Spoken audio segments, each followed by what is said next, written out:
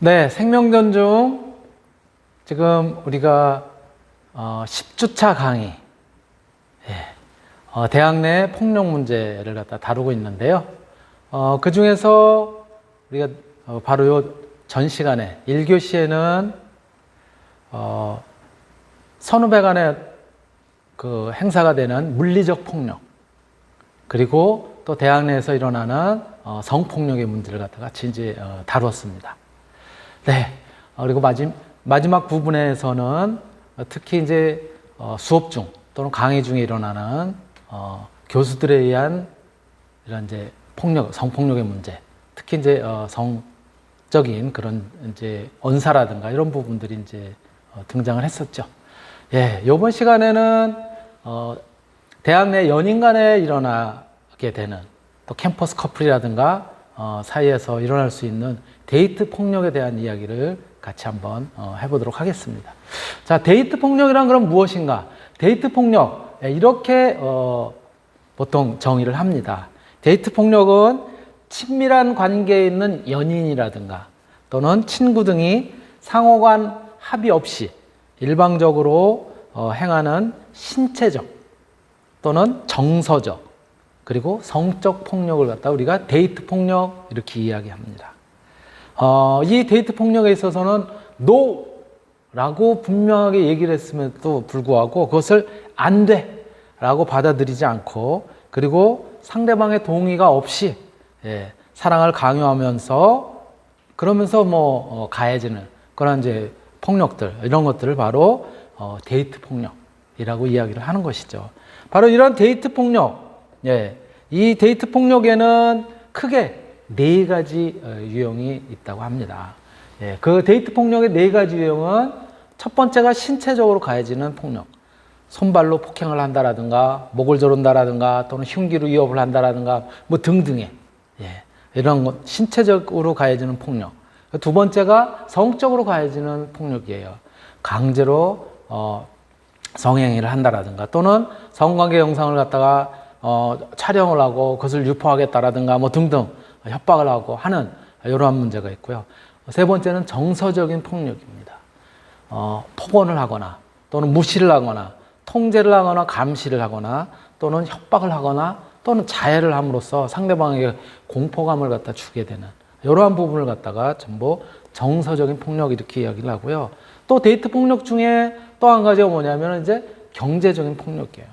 돈을 빌려달라고 요구를 하거나 또 빌려간 돈을 갖다가 갚지 않고 갈취를 한다라든가 또는 피해 보상을 갖다 요구한다라든가 이러한 유형들이 전부 데이트 폭력에 들어가는 그런 내용이라고 이제 우리가 볼 수가 있습니다. 이 바로 데이트 폭력의 현황 어떤가 하면은 한 조사에 따르면은요, 여기 경찰청에서 이제 조사한 그런 내용인데요. 여기 보면은 그 유형별로는 폭행이라든가 상해의 형태로 나타나는 것이 가장 크다고 합니다.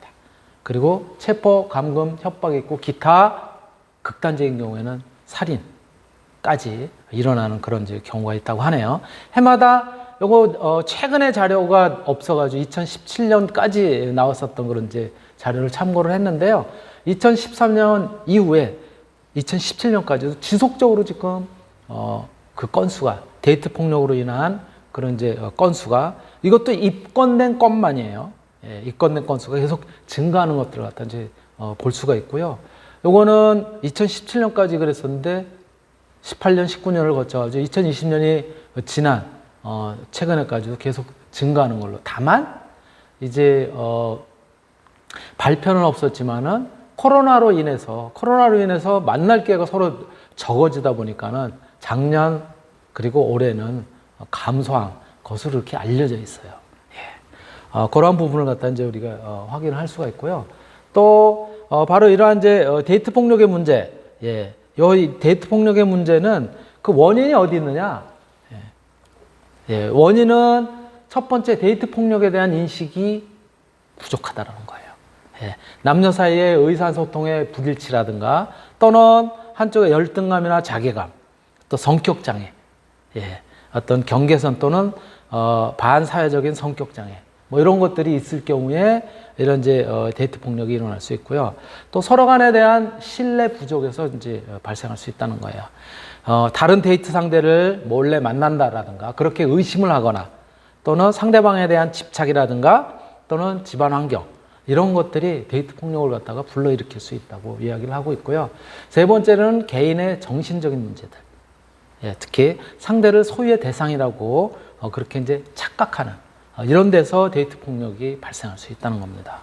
바로 이렇게 데이트 폭력의 원인이 크게 이제 세 가지로 나눌 수가 있는데 이런 것들을 인지를 하고 있고 사회적인 문제가 되고 있으면서에도 불구하고 끊임없이 이런 데이트 폭력이 지속이 되고 있다고요. 바로 지속되는 원인은 뭐냐? 예, 데이트 폭력이 지속되는 원인 여기에는 환경적인 요소, 특히 지속적인 협박과 보복에 대한 두려움이 있기 때문에 이것을 갖다가 표면화하거나 신고를 하거나 하지 못한다는 거예요. 그리고 주위에 대한 부끄러움과 창피함. 예. 연인 간에 이런 일이 일어났다는 것 자체에 대해서 부끄럽고 창피하다고 여기는 거예요. 그리고 남자가 주도권을 잡고 여성을 억압해도 된다고 생각하는 그런 이제 가부장적인 그런 이제 전통 사상 또는 그런 이제 그 문화 이런 것들이 이제 영향을 미치는 것이죠.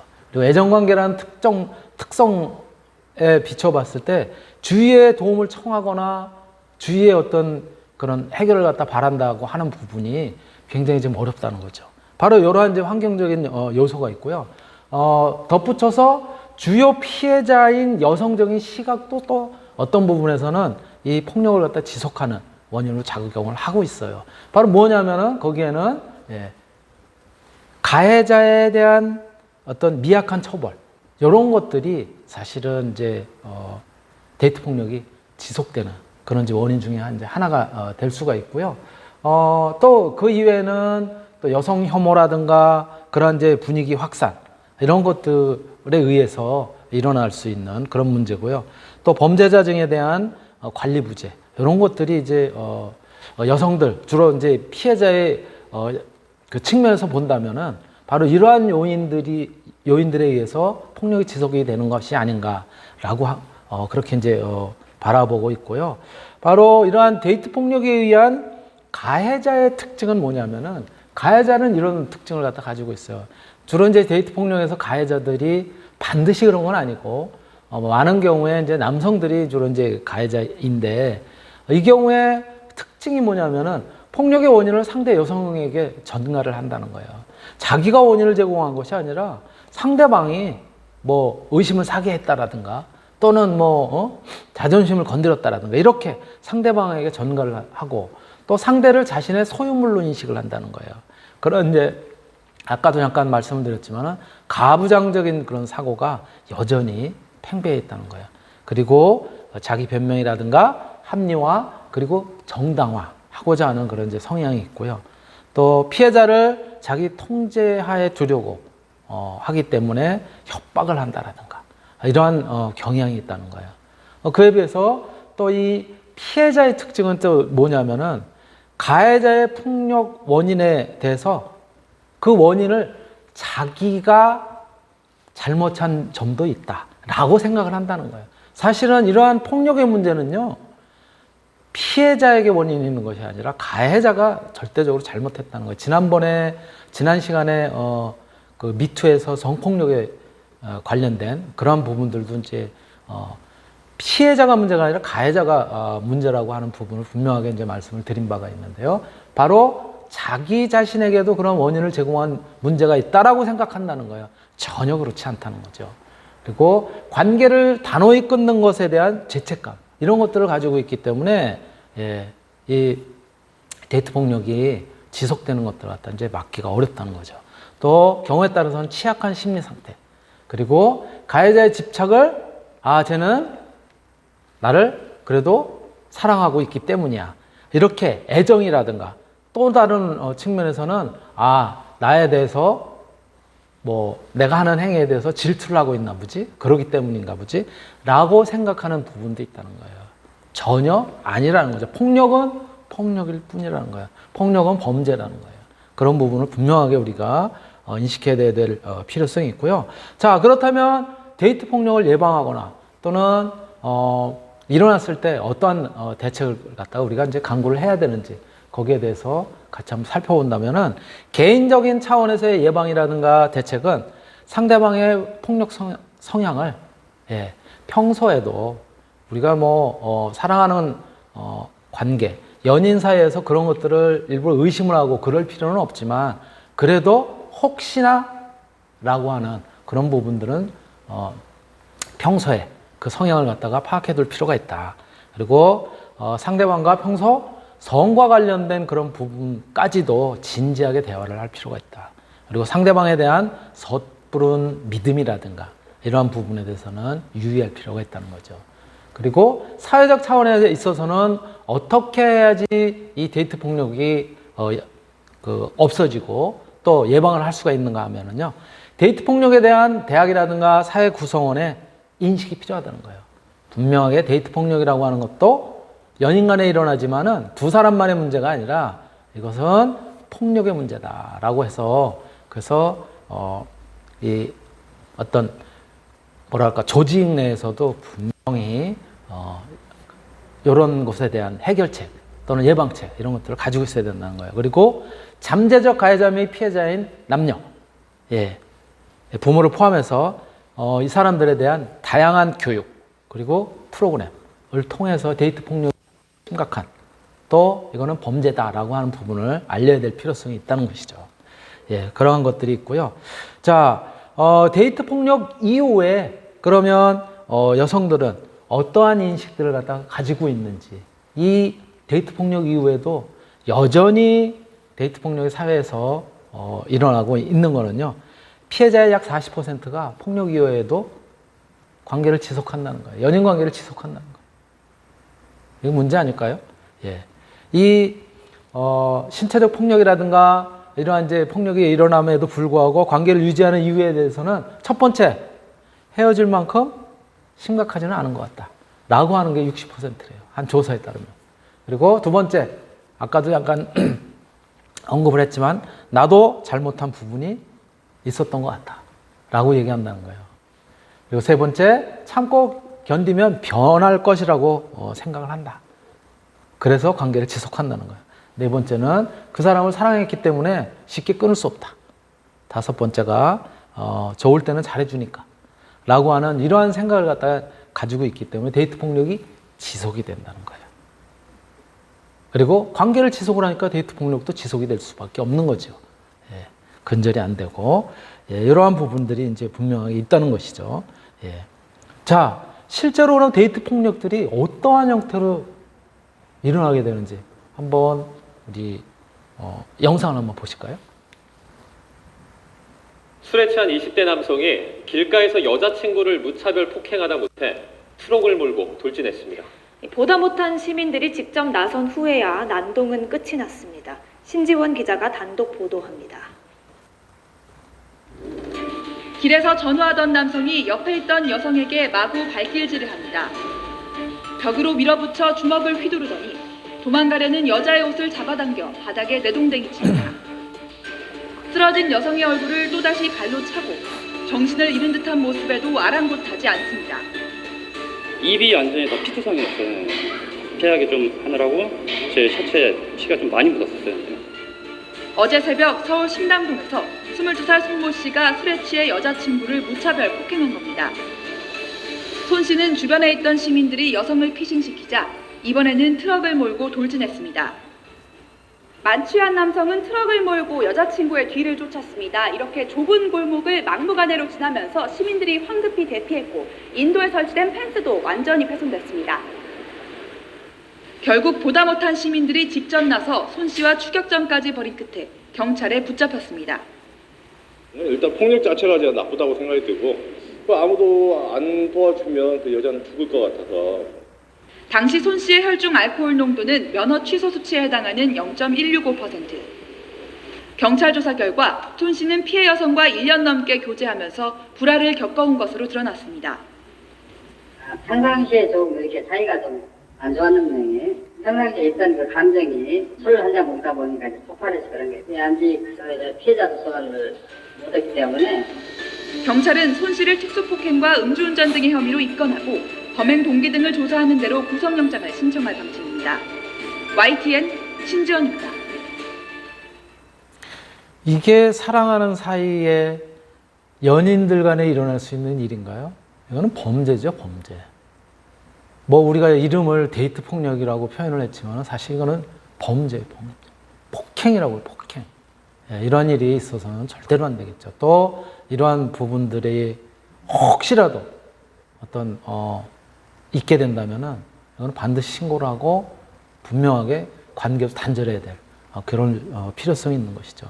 이게 극단적으로 갈 경우에는 어떻게 되냐면은 뭐 여러분들도 방송이라든가 통해서 접하게 됐지만은 이게 목숨까지 잃게 되는 그런 사태들도 사실은 우리가 접하게 됩니다. 예, 그 영상도 같이 한번 보실게요. 주택가에 산 여성이 전 남자친구에게 무참히 살해당하는 일이 또 벌어졌습니다. 숨지기 전에 여성이 경찰에 도움을 요청하기도 했지만 데이트 폭력에 대한 경찰의 대응은 무력하기만 했습니다. 이경국 기자입니다. 지난 9일 서울 논현동 주택가입니다. 33살 강모 씨가 주머니에 손을 넣은 채 유유히 걸어갑니다. 헤어지자는 전 여자친구를 주먹과 발로 무참히 때리고는 아무렇지도 않은 듯 태연히 자리를 떠난 겁니다. 남자가 도망가는 걸 저희가 보고 이제 그쪽을 갔거든요. 여자분이 피도 많이 흘리고 있었고, 강 씨에게 맞아 머리에 큰 상처를 입은 35살 이모 씨는 결국 나흘 만에 병원에서 숨을 거뒀습니다. 사건이 발생한 주차장입니다. 당시 숨진 여성은 헤어져 준다는 말에 남성을 만나기 위해 이곳에 나왔습니다. 숨진 이 씨의 지인들은 전 남자친구인 강 씨의 폭언과 폭행이 여러 달 동안 계속됐다고 증언합니다. 그리고 그 여자를 폭행을 많이 해서 그 여자가 갈비뼈도 부러진 적도 있었어요. 이 씨는 급기야 강 씨가 자신의 집에 몰래 들어가자 경찰에 도움을 요청했지만 경찰은 강 씨가 이른바 동거인으로 등록되어 있다며 문제 삼지 않았습니다.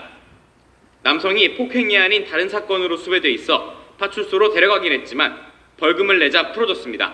충분하지 않은 상태였었고 만나지 못할 그런 상황이라고 판단했었고, 하지만 강 씨는 파출소를 떠난 지 2시간 만에 이 씨를 불러내 무참히 폭행을 가했습니다.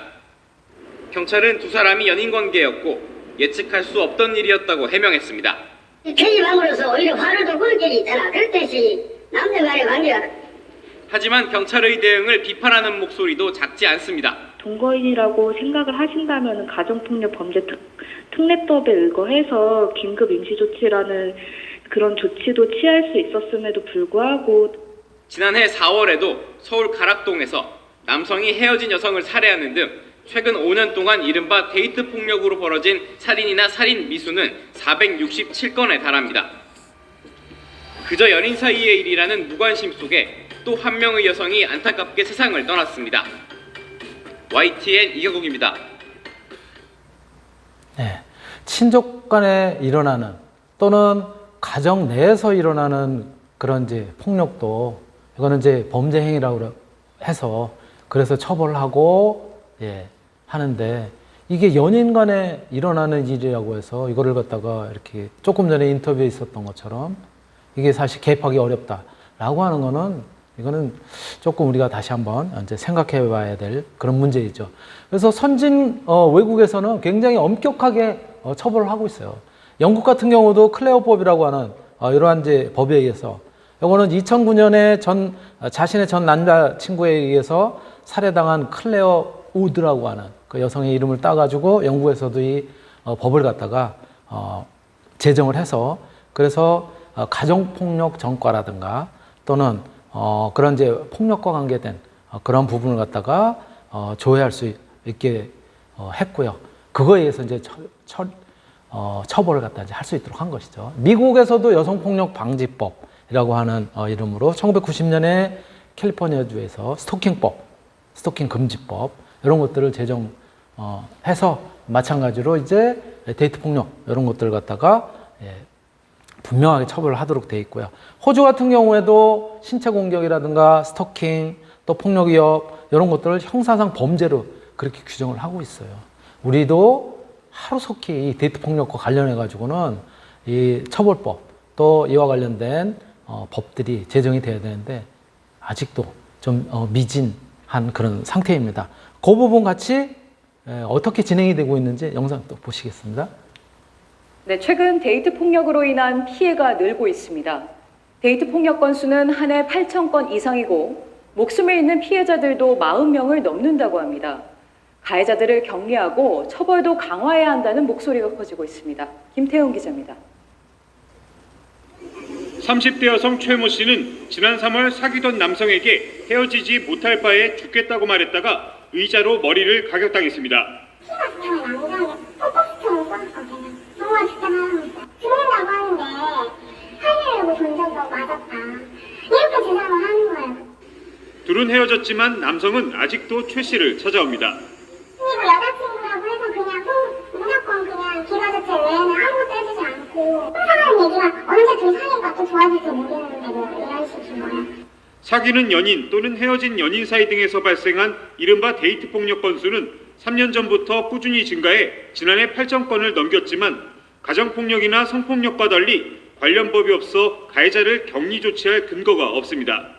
지난 국회 때 이런 내용을 담은 데이트 폭력 처벌 특례법이 발의됐지만 국회 임기가 끝나는 바람에 심의도 거치지 못한 채 폐기됐습니다. 데이트 폭력으로 살해당하는 피해자만 한 해 평균 40명이 넘지만 중상이나 살인이 아닌 이상 입건이 안 되는 경우도 많습니다. 가해자를 피해자에게서 분리하고 피해자 보호를 강화할 수 있는 보완책이 필요해 보입니다. 경찰은 이와 관련 데이트 폭력을 비롯한 여성을 상대로 한 폭력 행위를 내일부터 100일간 집중 단속할 방침입니다. JTBC 김태형입니다. 자, 그럼 우리가 현실적으로 데이트 폭력을 당했을 때 어떻게 대처를 해야 될까요? 네. 데이트 폭력을 당했을 때 대처. 정리를 해보면 이러한 형태로 대처를 해야 되지 않을까? 첫 번째, 가해자에게 폭력 행위를 갖다가 단호하게 항변을 해서 다시는 일어나지 않도록 해야 될 것이다. 두 번째, 처음 폭력이 있을 때 재발 방지를 위한 단호한 태도를 갖다가 분명히 보여야 될 것이다. 그리고 부모, 친구, 상담 전문가 등 조력자에게 이 사항을 갖다가 알려야 된다는 거예요, 주변에. 그래서 내가 이러한 피해를 갖다가 받고 있다. 그리고 그런 것들을 갖다 해결하는데 좀 도움이 필요하다라고 하는 것들을 알려야 되고요. 네 번째로는 피해자는 최대한 폭력 상황은 피해야 되는 거예요. 폭력적인 행위가 발생할 것 같으면 우리 여러분들 혹시 아세요? 싸울 때 있어서 싸우다가 가장 내가 불리할 것 같다. 그럼 뭐가 최고라고요? 도망가는 게 최고예요. 예, 마찬가지 데이트 폭력에 있어서도 피해를 갖다가 받을 가능성이 있다 라고 할 땐 그 자리를 무조건 피하라는 거예요. 예, 같이 있으면 감정이 더 격화해질 수가 있거든요.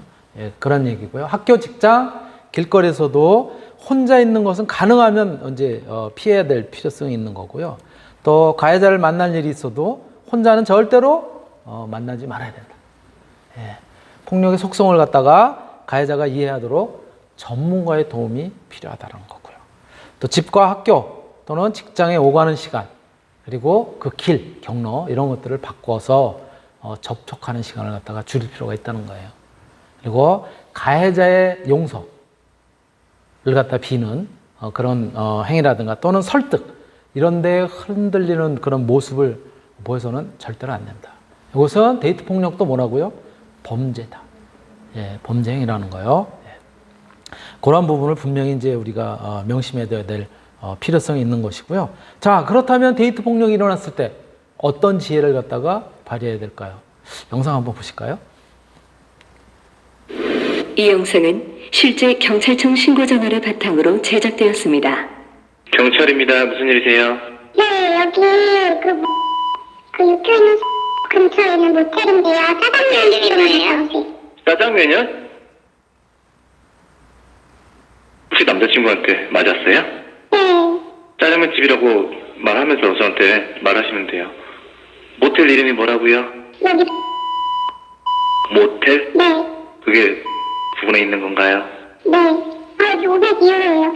502호 가시고 똑똑똑 두드리면 문 열어주세요. 네. 짜장면 빨리 갖다 드린다고 하세요. 남자친구한테. 위급할 때 신고자의 위치를 먼저 말하세요. 112는 당신을 지킵니다. 112를 도와주세요. 네, 이렇게 기지를 갖다 발휘할 필요성이 있다는 거예요.